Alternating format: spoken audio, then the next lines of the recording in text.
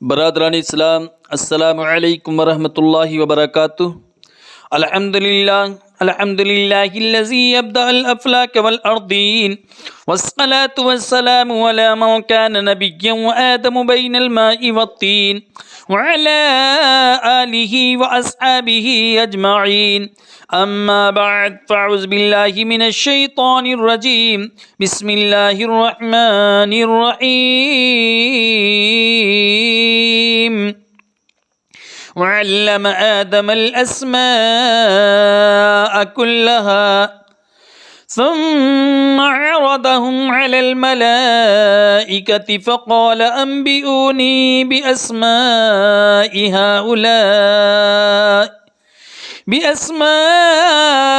هؤلاء إن كنتم صادقين۔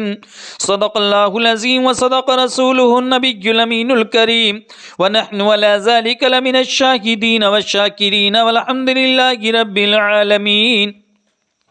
میری ملت کے نوجوانوں، میں نے جس آیت مبارکہ کو اپنا عنوان تقریر بنایا، آئیے اس کا ترجمہ پیش کرنے سے قبل فرط عقیدت اور جوش محبت کے ساتھ سرکار ذی وقار احمد مختار شفیع روز شمار کے دربار گوہربار میں عقیدت اور محبت کے ساتھ درود شریف کا نذرانہ پیش کریں۔ پڑھیں بآواز بلند: اللہ رب محمد صلی اللہ علیہ وسلم، نحن عباد محمد صلی اللہ علیہ وسلم، صلاۃ و سلام علیک یا رسول اللہ صلی اللہ تعالی علیہ وسلم۔ میری ملت کے نوجوانوں، ہماری تفسیر قرآن کا سلسلہ چل رہا ہے اور آپ حضرات یقینی طور پر سن رہے ہیں۔ آپ حضرات سے گزارش ہے کہ سنتے رہیے اور اپنے دوست و احباب کو بھی اس سے جوڑتے رہیے تاکہ سب مل کے نیکیاں اکٹھا کریں اور آخرت کا توشہ بنائیں۔ میری ملت کے نوجوانوں، میں نے آج جس آیت مبارکہ کو اپنا عنوان تفسیر بنایا ہے، جس کی تفسیر میں کرنے کے لیے جا رہا ہوں، پروردگار عالم ارشاد فرماتا ہے وَعَلَّمَ آدَمَ الْأَسْمَاءَ كُلَّهَا، جس کا ترجمہ امام عشق و محبت فاضل بریلوی علیہ الرحمت و رضوان اس طرح فرماتے ہیں: وَعَلَّمَ آدَمَ الْأَسْمَاءَ كُلَّهَا، اور اللہ تعالیٰ نے آدم کو تمام اشیاء کے نام سکھائے۔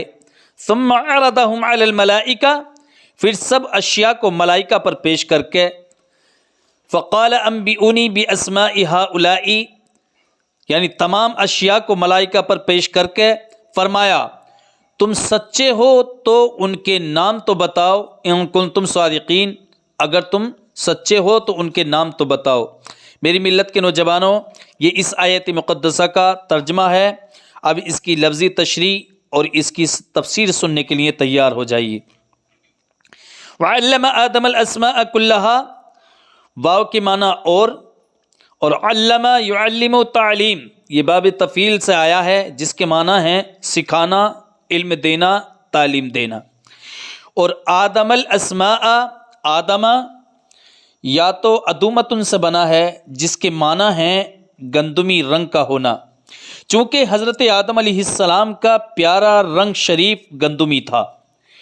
اور آگے ایک لفظ آیا ہے الاسماء، اسماء یہ اسم کی جمع ہے جو وسمن یا سمون سے بنا ہے جس کے معنی ہے علامت، پہچان۔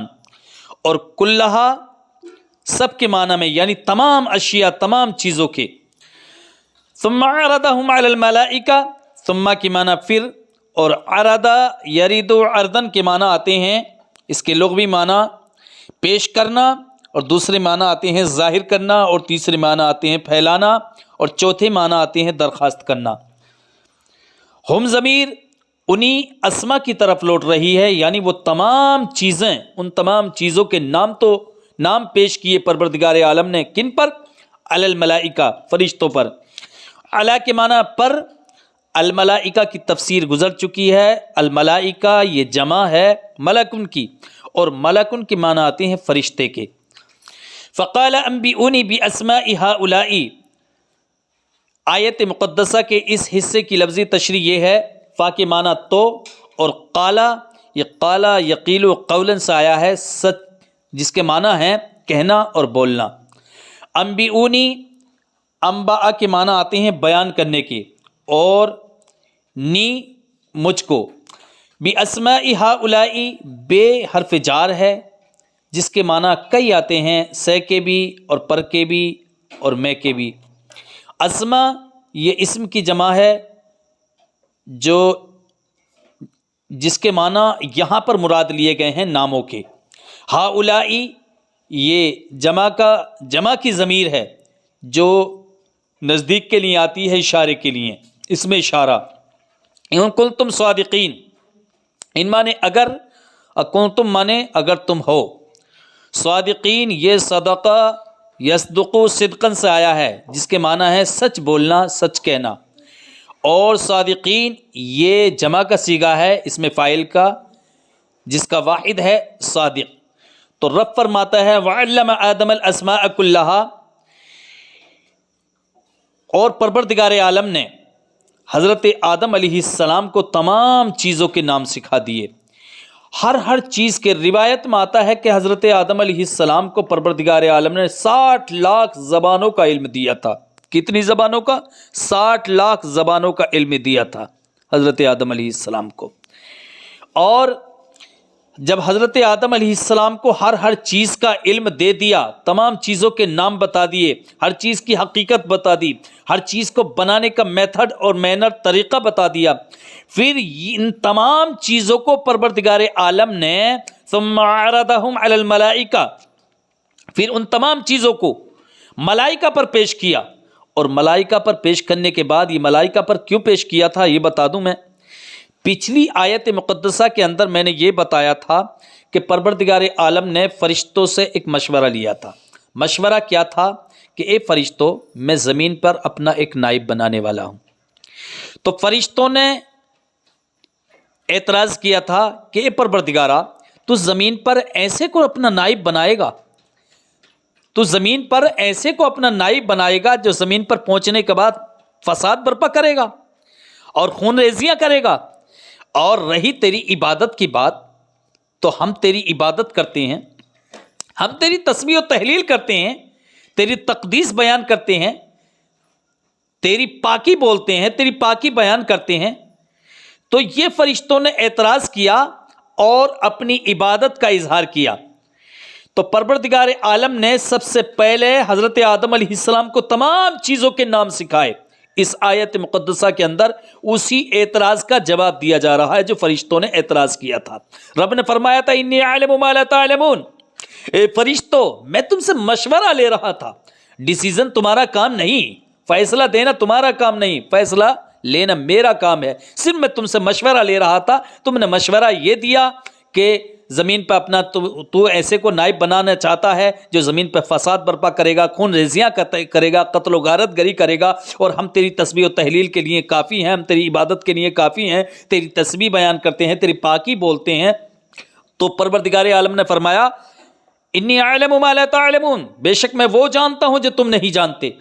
رب نے جواب دیا. تو اس آیت مقدسہ کے اندر پروردگار عالم یہ فرما رہا ہے کہ اللہ عز و جل نے حضرت آدم علیہ السلام پر کو تمام اشیاء کے نام القا کر دیے، یعنی ان کو تمام اشیاء کے نام سکھا دیے.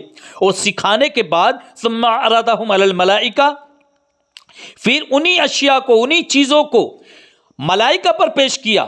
اور رب نے فرمایا فقال انبئونی، رب نے فرمایا انبئونی باسماء ہؤلاء، اے فرشتوں تم جو اعتراض کر رہے تھے اب تم ذرا ان چیزوں کے نام بتاؤ. یہ جو اشیاء ہیں، یہ جو چیزیں ہیں، ان کی حقیقت اور ان کے نام ذرا بتاؤ. ان کنتم صادقین، اگر تم اپنی تھنکنگ، اپنی سوچ، اپنے خیال میں سچے ہو تو میری ملت کے نوجوانوں، اگلی آیت مقدسہ کے اندر فرشتوں نے اپنی عاجزی اور انکساری کا اظہار کیا. اے پروردگار عالم تو پاک ہے، تو پاک ہے اور تو ہی جانتا ہے، اور ہم تو اتنا ہی جانتے ہیں جتنا تو نے سکھایا ہے. تو میری ملت کے نوجوانوں، یہ اس آیت مقدسہ کا ترجمہ ہے اور اس کی لفظی تشریح ہے. اسی سے متعلق اب آپ تفسیر سننے کے لیے تیار ہو جائیے.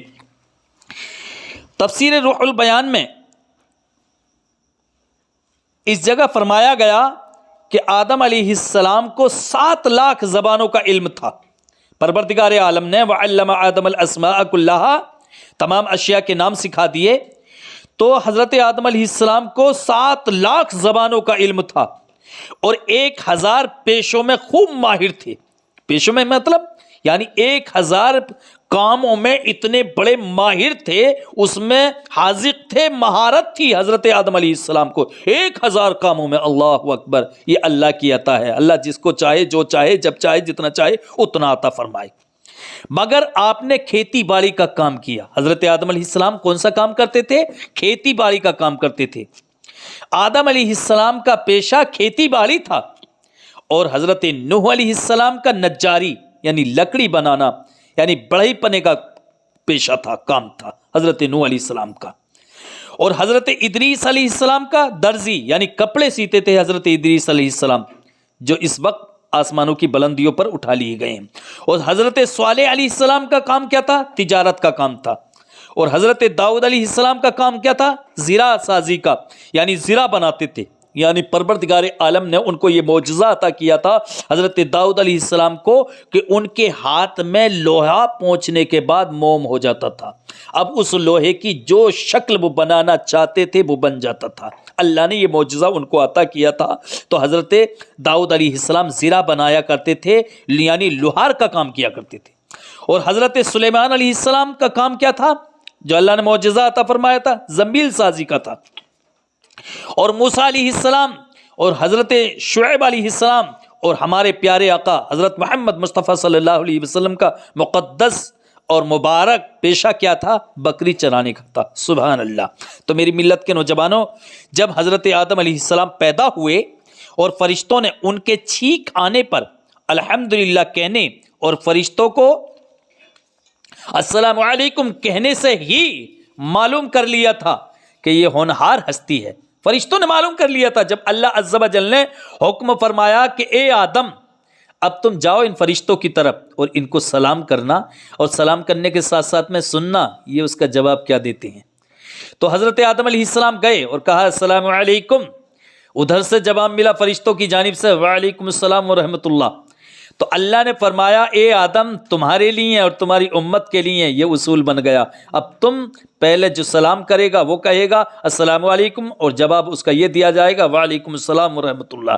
تو میری ملت کے نوجوانوں، جب حضرت آدم علیہ السلام نے کہا السلام علیکم تو اس کہنے سے ہی معلوم کر لیا تھا کہ یہ ہونہار ہستی ہے، یعنی فرشتوں اسی لفظ سے یہ بات سمجھ گئے تھے اس سلام کرنے سے کہ یہ وہ ہستی ہے کہ جو خلیفہ بننے کی مستحق ہے، لیکن ابھی تک ان کی خلافت کے حقدار ہونے کی کوئی خاص وجہ معلوم نہ ہوئی تھی فرشتوں کو۔ اس لیے حق تعالیٰ نے تمام چیزوں کے نام، ان کی صفات، ان کا طریقہ استعمال، بلکہ سب کی حقیقتیں آدم علیہ السلام کے دل میں القاء کر دیں، یعنی ڈال دیں۔ تمام چیزوں کے نام اور ان کی صفات، ان کا طریقہ استعمال اور سب چیزوں کی حقیقتیں حضرت آدم علیہ السلام کو سکھا دیں، ان کے دل میں القاء کر دیں، ان کے دل میں ڈال دیں۔ اس کے بعد ان تمام چیزوں کو فرشتوں کے سامنے کر کے دربار عام میں سوال کیا پروردگار عالم نے کہ تم مجھ کو ان چیزوں کے نام تو بتا دو ذرا، اگر تم اپنے اس خیال میں، اپنی سوچ میں سچے ہو کہ ہم کامل عابد ہیں۔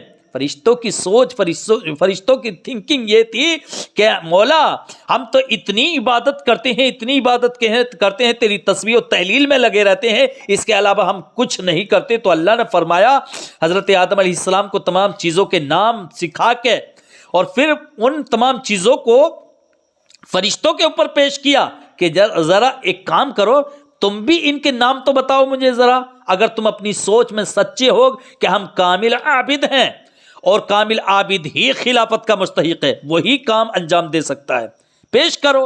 جب وہ چیزوں کے نام ہی نہ بتا سکے تو ان پر اپنی عاجزی اور آدم علیہ السلام کی افضلیت اور حق تعالیٰ کی حکمت ظاہر ہو گئی۔ تو اللہ عز و جل ارشاد فرماتا ہے وَعَلَّمَ آدَمَ الْأَسْمَاءَ كُلَّهَا ثُمَّ عَرَضَهُمْ عَلَى الْمَلَائِكَةِ، اور حضرت آدم علیہ السلام نے، اللہ عز و جل نے حضرت آدم علیہ السلام کو تمام چیزوں کے نام سکھا دیے۔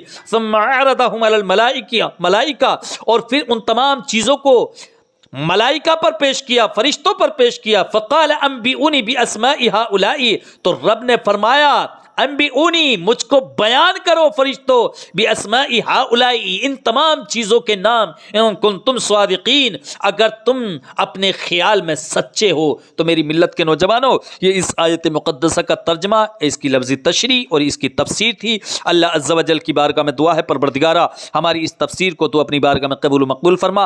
استغفر اللہ ربی من کل ذنب و اتوب الیہ، وما علینا الا البلاغ المبین۔ السلام علیکم۔